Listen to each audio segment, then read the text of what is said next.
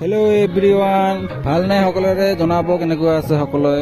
আমাৰ গাঁৱৰ মন্দিৰত সকলো লগ হৈ কালেকশ্যন কৰি আমি পূজা পাতিছোঁ শিৱৰাত্ৰি। আপোনালোকে চাব পাৰিব আমাৰ গাঁৱৰ মন্দিৰৰ শিৱৰাত্ৰি, আপোনালোকে চাই থাকিব।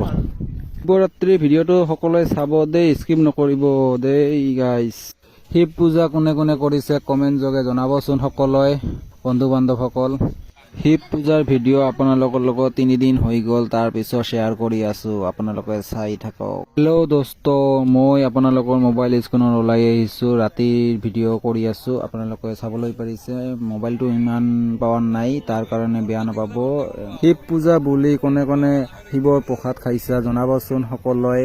কোনে কোনে খাইছা, শিৱ পূজা পালন কৰিছা, আমিও জানিব মন যায় নহয় আপোনালোকৰ খাইছা নে নাই, শিৱৰাত্ৰি পূজা পালন কৰিলা নে নাই কৰা।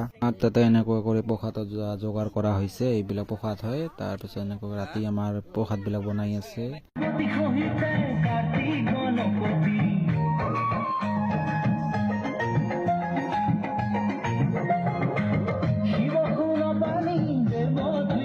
খিচিৰি বনাই আছে এনেকুৱা কৰি, আপোনালোকে চাব পাৰিছে। আমি এইবিলাক খিচিৰি বনাই আছে।